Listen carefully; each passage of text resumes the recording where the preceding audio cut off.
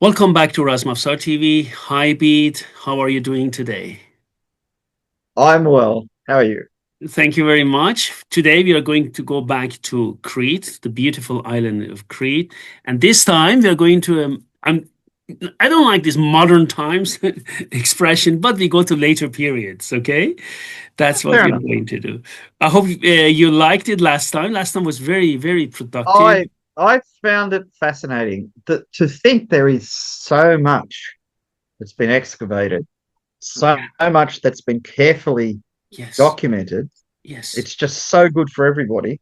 Yes. And I mean, we owe it to all these archaeologists for saving the past for us. Yes. Absolutely. We I mean, owe them. admittedly, Absolutely. when things started off with Schliemann and Evans, they were a bit haphazard. Yes. And they were looking for confirmation of what they already believed instead of interpreting what was in front of them. That was the 19th century, and I mean, Yeah. you can't expect miracles from the past. Absolutely. So let's go, and then we will continue now. And this is going to be some of the Oh, artifacts we are going to talk about. please. So, Very nice. yeah, and I mean, we're going to talk about all of them, all of them. Just, for now, just very short information. This is, the funny thing is, they're used on Crete, dervish order, Ottoman dervish order. There were different types. We're going to see them. And they all had double-headed axes. I was looking at it. It's so funny. In ancient Crete, they had these. Do you remember those double axes? The Labrys. See, Yes. what's interesting about dervishes often had weapons as symbols. Yes. Everywhere where there were dervish orders, and they were often quite stylized and Yes. I remember paintings, Persian paintings of dervishes with, well, I was going to say with furry hats. I've actually got a furry here from Yeah, like Georgia, that. Exactly. and with all that kind of exotic gear to show that they'd given up the ordinary life. Yes. Uh, yeah, axes were a big thing. Bar type Yes. axes. So, and then So, here you see that it is an Ottoman pala sword, but it is Greek with Greek inscriptions on it. Unfortunately, it's in a scabbard. But this belonged to a revolutionary Greek fighter leader who fought the Ottomans. So we are going to see well, that as well. yeah. This is quite logical because you if you're going to beat somebody, you can adopt their weapons to beat them. In the case of the Greeks, they lived under the Ottomans for hundreds of years. Yes. So they would obviously look at the Ottoman stuff and say, well, that's fairly successful. This is the kind of thing we're going to use. Yes. I mean, if they went back and said, oh, what did the Byzantines use? Let's keep using that. But they lost. It's Yes. like when the Manchus conquered China, the Chinese pretty much gave up using Ming style bows. Not to say that the Manchus didn't force them to use Manchu bows, they did. Yes. But you can see you tend to take on the equipment of the conqueror, Yes. and sometimes you get better at it and use their weapons against them. Yes. But I think when you look at like paintings from the 19th century of Greek soldiers and that, they were very well dressed Very. and they had very nice looking weapons. Uh, just to mention that bit for viewers, this is from Historical Museum of Crete. This is Mm. another museum, not archaeological museum, which we saw last time. And here they have, this one is an Ottoman yatagan, right? As you can see it here. Oh yeah. You're going to see Oh that. yes. Yeah. Very nice one too. Then we have these big axes. We're going also to see that these axes were erected by Ottomans, each one for a big unit who fell when they attacked Candia, the Hmm. second Byzantine, and then they fell. And because they lost many soldiers for each of their units, they put one of these big axes as a symbol All right. on I top of didn't an know that. Yeah. fortification. I knew of the last siege of Candia. That Yes, was a massive, very, very long siege, very long and siege. it was an incredibly strong fortress. Yes, and Um, then you see here some remnants of that siege on the right side. We are going to see all of all them. right. Some Byzantines Oh, that's a, resisted them. And then here we see a typical well. Cretan knife. That would have been the Venetians Venetian, resisting in the sorry, I said last siege. Byzantine. Sorry, Yeah. sorry. Yeah. I made a Yeah. mistake. Venetians. Thank you for Up. correction. And then here you see a Cretan knife. You see that? This is an Yeah. antique one because they make newly made ones as well. Some of them exactly look like that. And they have Yeah. also, they have like in some cities there, and everywhere you can find knife makers, but in some cities they have streets of knife makers. They're very Well, yeah. so Manufacturing is very old in the Eastern Aegean or the yes. Southern Aegean. Uh, So we have the first Byzantine period, 330 to 827 to 8. This was the first Byzantine period mhm. of them, and they ruled there. So yeah, so that's what they have, and then they have also some artifacts from there. You see that here, for example. Oh, yeah. Columns. Yes. Well, yeah. Look, I don't have, of course, there are, I don't put all the pictures here. The museum is huge, guys, really huge. I just put some of them as Mm. an example of columns here. Look at them, beautiful, aren't they, Pete? Oh, yeah. Yeah. Look at I them. love the pierced work on the one on the left. That's Yeah, really, yes, really, really beautifully done.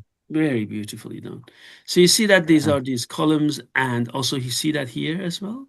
Oh, mosaics. Yeah, from Wow. this period. Yeah, they have tons of them, right? I just put some of them Yeah. here. Well, I mean, yeah, it was a fairly, for the time period, it was fairly densely populated, not, like modern times densely populated, because Yeah. our ability to transport food is much better than it was in ancient times. Yes. But still, it was a very productive island, I think, um, Yes, absolutely. agriculturally as well. So you've got skilled artisans, you've got agricultural production.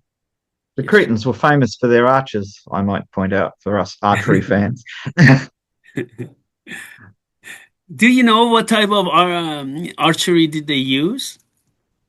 Well, there's a lot of early descriptions that suggest they were using some kind of self bow um, into the as late as the 1500s. I don't know about that because the descriptions came from Western observers, and they were really only familiar with self bows, and I just wonder if it was projection rather than description. But it could be. But the certainly the ancient Greeks um, either imported or made Scythian style bows, Yeah. and there are vases showing bows that appear to be fairly flat, slightly reflexed bows of a type not seen anywhere else, and they may have been what the Cretans were using. The one comment I remember, I think, was a 15th or 16th century source saying that the Cretans used heavy bows with big arrows.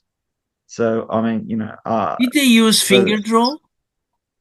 I believe so. Yeah. Um, the Even the Arab writers on archery commented the Greeks, and that would have included the Cretans, were using finger draws well into the 13th, 14th century, maybe later.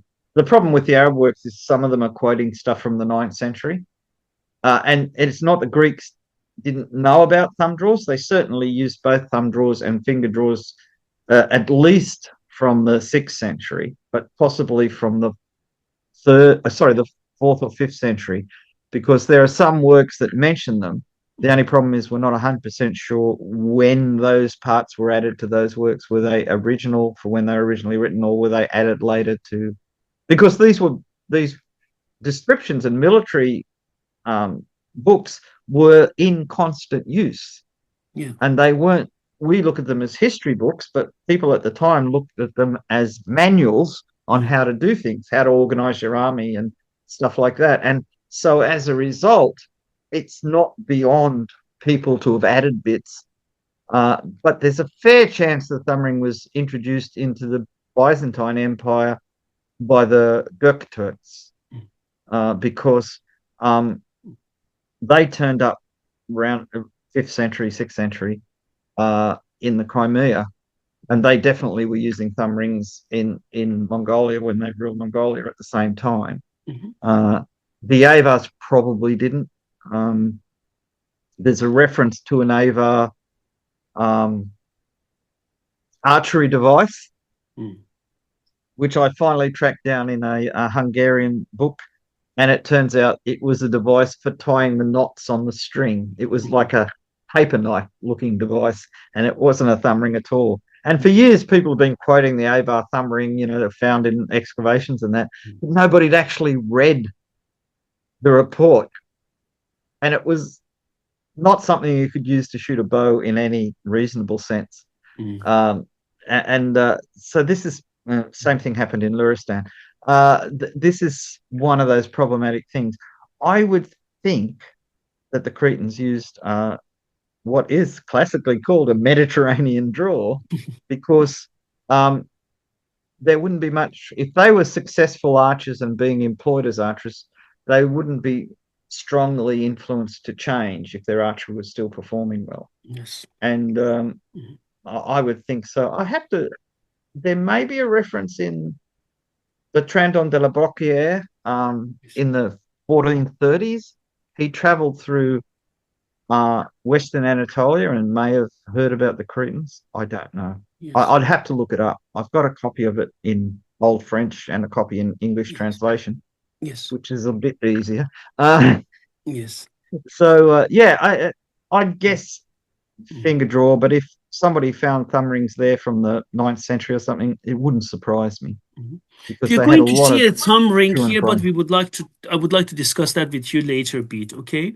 Oh yeah, when we There come is to a it, yeah. thumb ring here. So in Arab occupation, 827, 8 to 961. Beat. That's interesting. That these Arab Byzantine, okay, they had animosity in the Mediterranean, and then Andalusian Arabs who had been expelled from Spain, they came here, landed on Crete, and conquered it.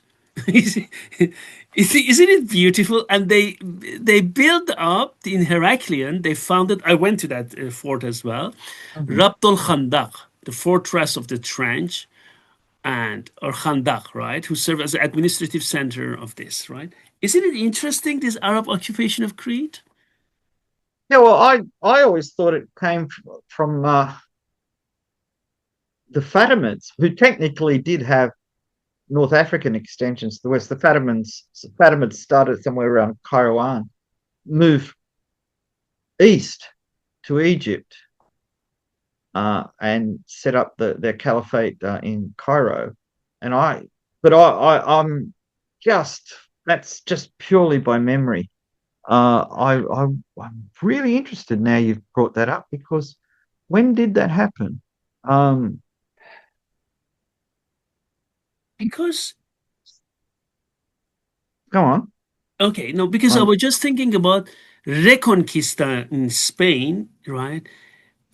If you talk that's about that, when were Andalusian Arabs in Reconquista when the Spanish tried to reconquer Iberian Peninsula? When were they moved out? That's the whole question, right? well. See, they couldn't be from the Reconquista, Exactly, the main one. I mean, after the Reconquista, after 1492, exactly. there were several expulsions. Um, so let me see. There's a This is mention much about. earlier period. I just wanted to mention that. Yeah, yeah. That makes me wonder. Yeah. Uh, being ruled by Muslim Arabs.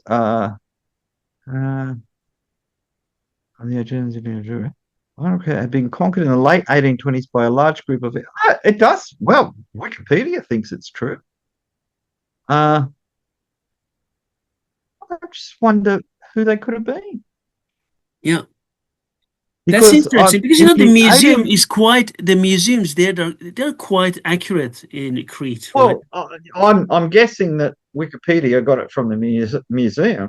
Yeah. So I'm just wondering. I 820s. I'll have to look that up in Spanish history. Actually, I've got a Moroccan Spanish friend in England who does research into coins of that era in Spain. So he might know. But anyhow, this was this Interesting. Arab occupation there, Pete. Then after Yeah, that, we have second Byzantine period. This is 961 to 1204. We have it as well. yeah, And each one of these periods, they left fortification. We have, artifacts from each period. yeah, yeah. It's Crete is interesting. absolutely full of architectural relics, isn't it? Huh? It's unbelievable. Then after that, that's what you mentioned in the beginning, right? Yeah, the Venetian rule. Yeah, Venetian rule, exactly. 1204 to 1669, that's when the Ottoman came and then it yeah, fell on the. This yeah. is, Because the Venetians held Crete, which where it is. By that stage, the Ottomans had most of Greece, all of Anatolia, the yes. Balkans, everything, and the Venetians kept Crete. There are other things, the Knights of St. John in Rhodes, things like this, where these are right in the middle of the Ottoman Empire, and the sultans were not happy uh, about this. I won't mention any potential modern connections to this kind of thing. Uh, but when you've got a small enclave from one country in the middle of another country, it can cause all kinds of tensions.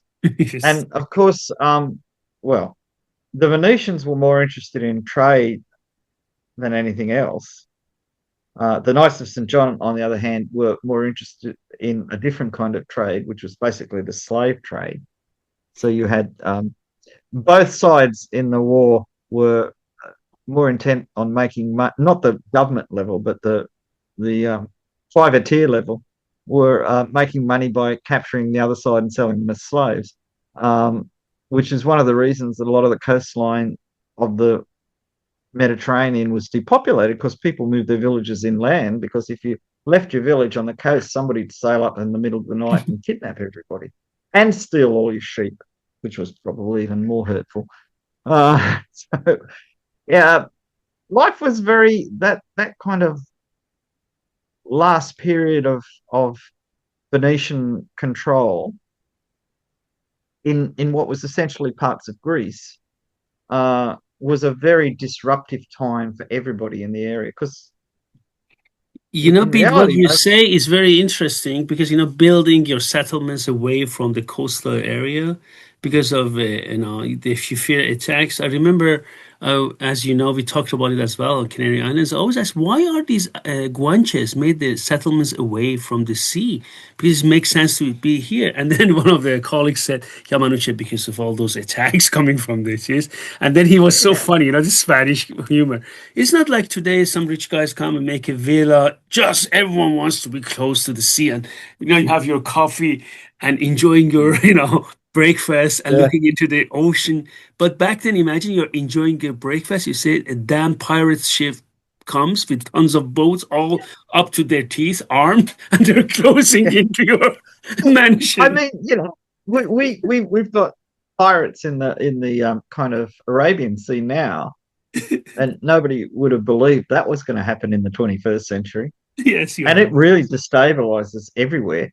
Uh, the um, the thing that gets me is I saw something online in my endless searches for actual material, and talking about in ancient Greek culture, beaches were not the kind of place you'd want to go, and I think they said they were liminal places. That was they were on the edge between life and death, because if you went down to the beach a ship could just sail up and they'd kidnap you or rob you and kill you. Oh God, terrible. So, so You ended up on a slave ship, something like that. yeah, yeah.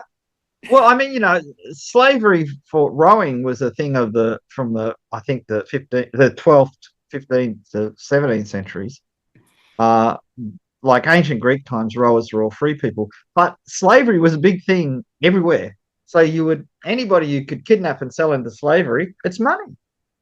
And there were no such things as the Declaration of Human Rights or anything. They just sailed past. These people aren't defended. They're not friends of anybody who's a friend of ours. Let's grab them and sell them at the nearest slave market.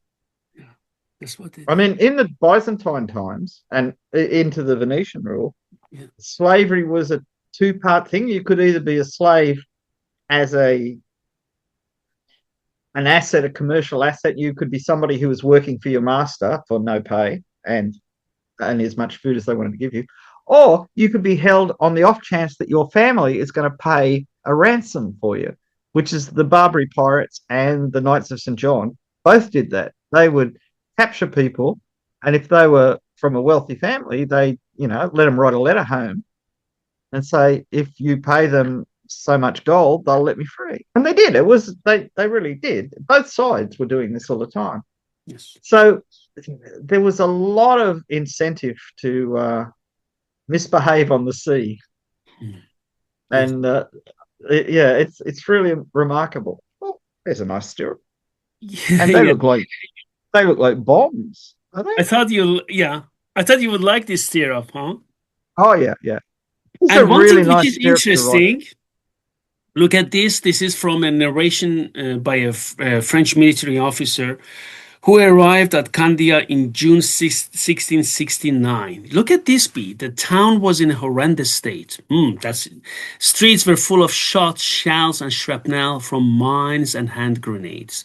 Not a single church or building stood that had not been blasted through and left almost in ruins by enemy. Okay, Ottomans, right? Cannon fire. Yeah, Houses were no longer anything more than wretched hovels. Stench, so it was smelling, right?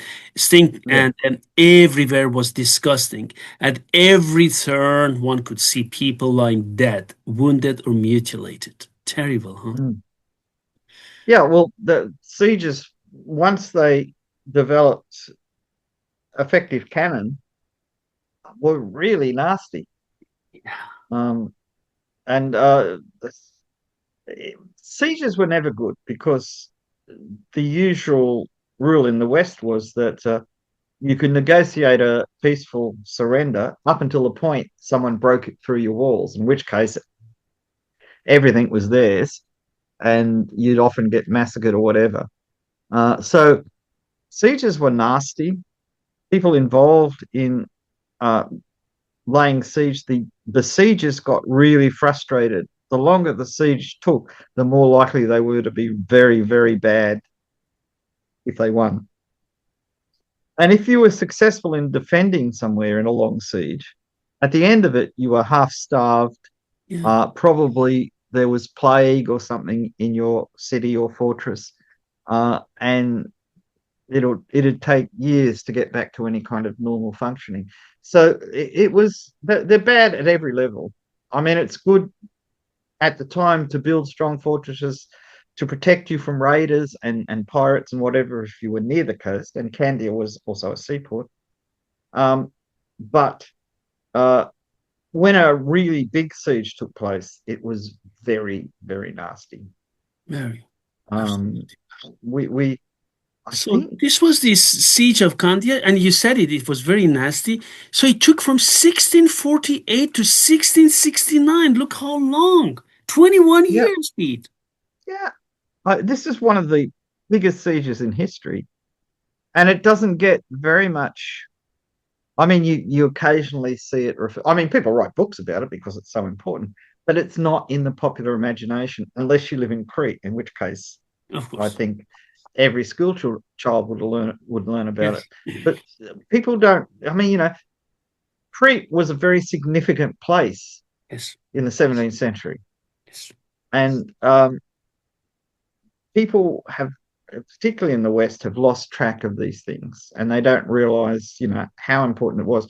And how many people living in Candia were Cretan, and how many were Venetian? Yeah. See, that would be a significant thing too. Um, it's really hard to say. And in fact, the question is, after the Ottoman conquest, did the Ottomans treat the native Cretans worse than the Venetians treated them? Or did they Exactly. treat them? Because it's not a given. You can't really tell. I mean, in Bede, what it reminds me of. I was invited, as you know, before COVID, many times to teach in Malta, right? Also, not only to teach swordsmanship, but also I've worked with them in a big book on, as you know, Siege of Malta. So I wrote yeah, no, articles for very them. famous. Very, very nice colleagues there in academia there. But one thing which I always, the identification in Malta with this Maltese St. John Order is really high. Mm. But I just told them, do you guys realize what they wrote about back then Maltese? Those guys who ruled Oh Malta. yeah. Always This in a disparaging tone. And these guys now identify with them, which is, excuse me, you know what I want to say, Pete. Really funny, Yeah, isn't yeah. it, in a way? Well, the thing is, what modern people forget is the Knights of St. John was a rigidly hierarchical order, and it related to the level of birth of the members. Even though they were all supposed to be equal and everything, if you came from a very important family, you were likely to go very high in the order. And this the native Maltese, the people whose ancestors had been living on those islands from prehistoric times, because there's wonderful ruins in Malta. Um, they were shown little respect because a lot of the Knights of St. John were from Spain, France, and what later became Germany. Yes. And they, it's a little island. They just treated them like peasants, which is, Yes. I mean, a lot of Maltese people migrated to Australia. So I've met a lot of Maltese people in my life, and they're not peasants. They're very tough, very smart, Yes. and very motivated people. So, yeah, Yeah. unfortunate that was that So happened. this was this one, and then they put as a memory some Oh artifacts wow! on there. Yeah. So you've got swords, maces, Yeah. parts of armor, cuirasses, Yeah. parts of people with big Yes. holes in their heads. Oh, that's right. Unfortunate for They were excavated there, exactly. And they have yeah, holes on top of their head. Yeah, yeah. yeah. Exactly. And they look like are they? They look like Turkish arrows to me. Yeah, I Uh, can show it to you. These were the swords, right? yeah. This was this armor. Oh yeah, here, Hmm. beat. Look. Yeah. Look at them. Yeah. Yeah. I hope I have oh here, you see that beat? Look. Yeah. Yeah. Yes. That Turkish style knock's broken, but still Broken. recognizable Turkish style. Yeah. So Recognizable. we've got essentially hand grenades. You fill them with gunpowder and put a fuse in them, like in the cartoons, Yes. and throw them. Oh yeah, like in cartoon. Yeah, yeah, yeah. Hand Uh, grenade. You're right. but when they exploded, the casing was clay or stone, Mm. and it produced shrapnel. I mean, it was quite devastating. Beat Cannonball, cannonballs, yes.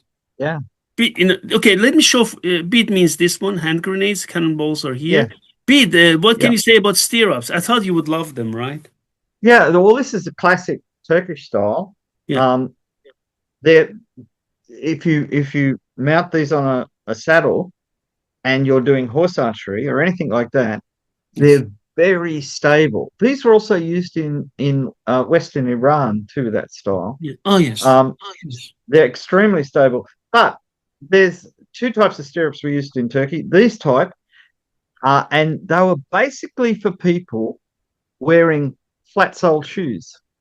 Whereas Mhm. if you were wearing heel shoes, you used a narrower stirrup so that your heel hooked at the back of it. Ah, And yeah. you can ride these with heel shoes or heeled boots, but they're not as comfortable as they are with just simple flat-soled shoes. Mm. And uh, in these were used in North Africa as well, and into Spain. In Spain, the tread is flat, whereas the tread of these stirrups is slightly curved, Hmm.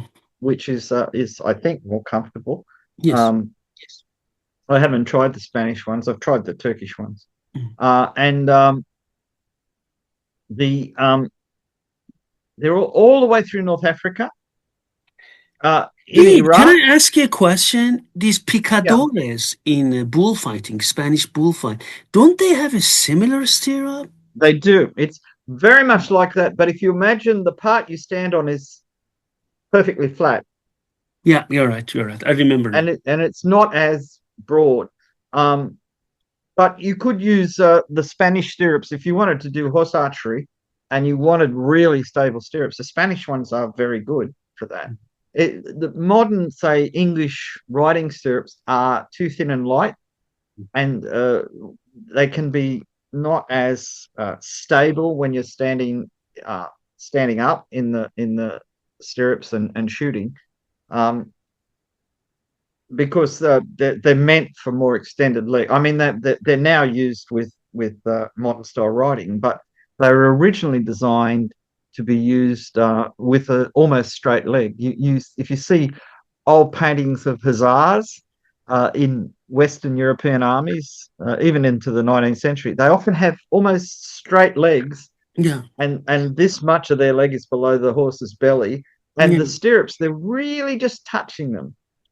Yeah. Um, Whereas in Turkey, in North Africa, in Spain, people were actually physically standing on them, Yes. and it's a whole different thing. There's a really interesting book written by one of the early kings of Portugal about riding in different types of saddles and with different types of stirrups and that, which explains some of this. Very nice. But yeah, these are I think if these weren't old and rusted and you saw them today, you just say, "Oh, they're just typical Turkish stirrups," because uh, horse riders, traditional riders and people like that, still use stirrups like this because they're so practical. If you see the Duret games Yes. where Jerry. they're throwing the javelins, Yes. they're nearly always using stirrups like this because they're so much more stable when you're standing up and doing things. Okay, then we have seven axes. Four of them survived, which are in this museum. They were placed by the Turks, Ottomans, they mean. Mhm. Okay, on this bastion, Sabranara, in memory of the seven battalions which fell during the siege of Candia. So these are these, Yeah, yeah. four of Well, them. they look like the processional axes that were carried Yes. in front of the sultans. Yes. B, they're So they're really huge when you stand next to yeah. them. Oh yeah. Well, Really yeah, huge. because they've got to be seen from a distance and everything. Yes. But they've got that shape where the often the base of the axe blade comes in and touches the shaft. Yes. Uh, I think in Turkish, as in Persian and Arabic, I think they were called tabar. Tabar. Yes. But yeah, that's really interesting because axes had a strong ceremonial value in um, both Christian and Islamic Yes. cultures in the East. And B, do you realize they have different styles, right? Very interesting. Look at these ones, for Yeah, it example. looks as though and they've even shaped the edges in different ways. I mean, they're not all surviving, like obviously rust and age, Yes. but yeah, quite clearly different styles of axe. And I wonder if it was. I mean, the Ottomans had Anatolian and Rumelian um, organizations within the army. So some people came from Anatolia, some people came from the Balkans and northern Greece. Yes. Um, and the possibility is that the different shaped axes battalions may have actually had special shaped axes for that battalion. Yes. This even winning this siege was incredibly costly Yeah. in terms of people who died because it's only because the Ottoman Empire was so big and so powerful that they could afford this. Yes. And I mean, it's a terrible thing when you've got to Terrible. sacrifice all these people. Yes. Terrible. Really. The more we talk about that, the more it makes me Yeah. really sad. This is, yeah, Yeah, yeah, really sad. So these are these four front side, and then diagonal, you can see them, four. Yeah. yeah, yeah, You see how yeah. huge they are beat, right? Oh, Uh, yeah. These are well, yeah. Nobody would be carrying axes like that. Right. no. I mean, it's interesting. Yeah, I'd be interested if there was any. See, normally Turkish battalions they would have a tuch, a horsehair standard of some sort, sanjak, but or sanjak.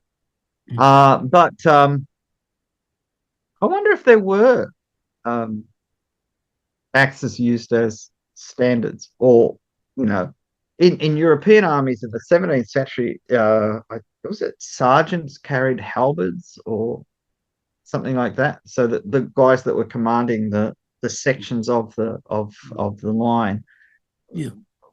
even when their troops were all musketeers, Yes. um, the sergeant would have some kind of halberd or something like that, some kind of staff weapon. Yes. So these are the seven axes, and then we have also this. So this was this siege, and I just put Oh some yeah. of these things here. These are from the siege, right? Also area that closed in that around that time where the excavated. Mm. So I don't know even what they are. Well, Well, yeah, yeah. yeah, very interesting. It's pretty amazing stuff, though. I mean, Yeah, very. again, these were such big battles. Yes. You see that they say official language of the administrative machinery, okay, after the conquest was until was Turkish until 1878. That's very interesting, right?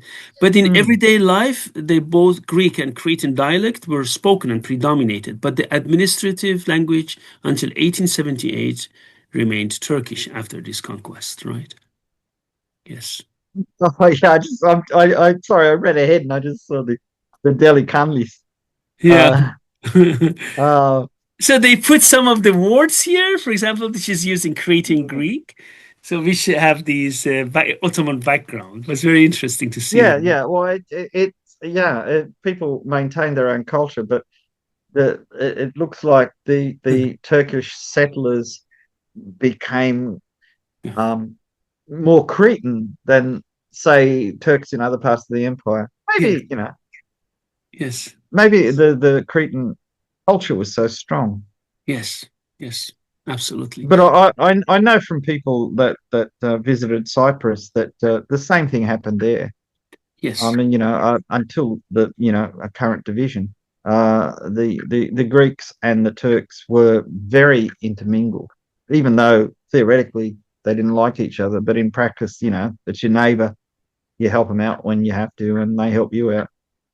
Yes.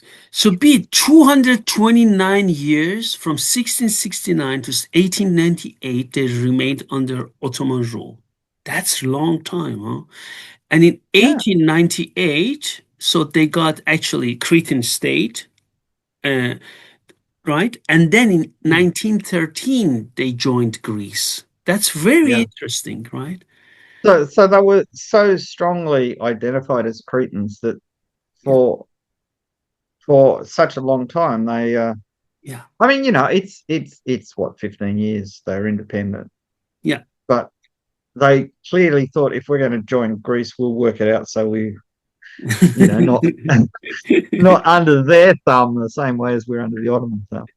Yeah, Uh, but I think that contributes to the richness of modern Greece, is that it's got all these absolutely. places that have these complex histories in them. Absolutely. That's clear. That's clear. So just this is this one. And what we have here, this is this from Oh, the nice. Ottoman period. And Yeah. this is this beautiful yatagan. Look at that beat. Mm. This is Yeah, so that is, yeah. beautiful. Yeah. Yatagans are very practical weapons, but they're very easy to decorate. I mean, look Yeah. at how, and that silver work, which, Masterpiece. yeah, yeah, that's beautiful stuff. Masterpiece, Pete. Really masterpiece. It's unbelievable, right? Look at this. Now we have a closer look at it. Look Oh, at the yeah, silver that's work. stunning, isn't it? Stunning, yeah. That silver work is brilliant, and the blade looks. pretty solid.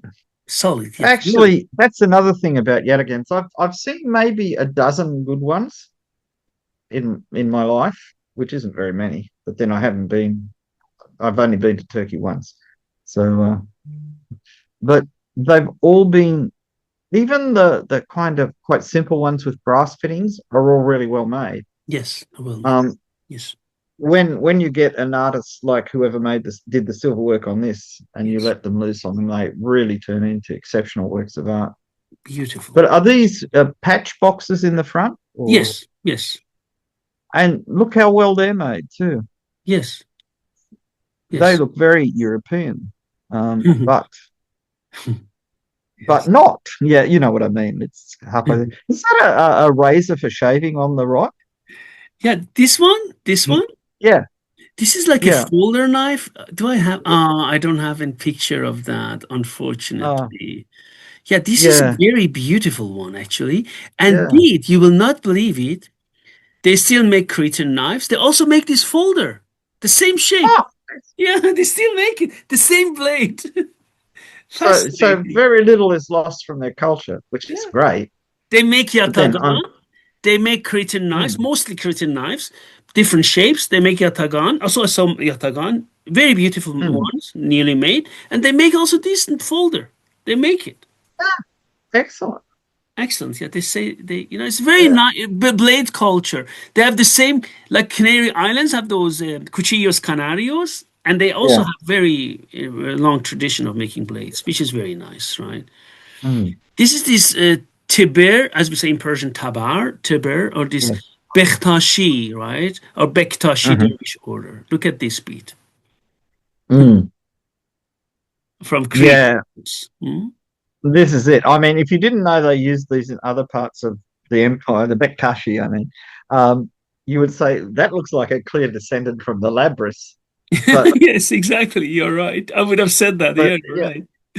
but yeah, but you've got to admit, from like looking at this, it's like a circle with two axes superimposed on it. It's kind of a very good design. Very. I mean, attractive design. As a fighting axe, it'd be useless. It'd be unbalanced. But as a symbol, it's really good. And that, in a way, is what we saw in those earlier Cretan axes. Most of them were like the Minoan ones. Most of them were symbols rather than weapons. Yeah. Yeah. Uh, but that's and it's got very good decoration on it as well. Yeah, you see here also the handle of it. It's all original. Very nice. Very nice. So it was fabric colored, Yeah. covered, I should say. Covered. Yeah. Yeah, Yeah. Yes. Beautiful. it's amazing that survived. Yes. So they have. Oh, here we've got an actual photograph of somebody with one of the Yes. axes. Yes. I just wanted to say. Yeah. Oh, that's wonderful. Wonderful, huh? So they had large numbers of Muslims and different orders there living there. Mm. Right? What strikes me is if you saw that photograph by itself, you'd Yeah. say it was like Bukhara or somewhere in Central Asia. Exactly. I would have said Even Bukhara as well. Yeah. the coat looks so much like a chapan. Yeah. Um, and the beards, everybody loved those big beards. But Um, Pete, when you go to these places, that's why, I really would love, and that's what we are doing for this channel to document that. Otherwise, we just have I'm using it carefully, biased view, not in a malintention, but because we just believe it. But then it corrects, yeah, oh, it's also here. When I saw that, I was, oh, it's from Bukhara. So, no, this is from Crete. yeah. Exactly. That's I what I mean, thought. Yeah. yeah, it gives you such a broader understanding of what was going on. And of course, people don't think of it how mobile people were in the Islamic world. Yeah. Because if you had a trade, and it could be anything from a silversmith to a shoemaker to a judge, you could move almost anywhere Yeah. and set up business. Look at Ibn Battuta, who went all the way from North Africa to China and back. Yes. And he lived off his earnings as a professional judge. Yes. So, a person. I mean, obviously, if you're a dervish or something like that, you're welcome because you're a holy man. But if you're a judge, or if you're a silversmith, a saddle maker, a shoemaker, So here you it could get says a they job. had 23 Muslim monasteries there. So Wow, yeah, lots, that's a lot. a lot, yeah, a lot of them. Look at them then here.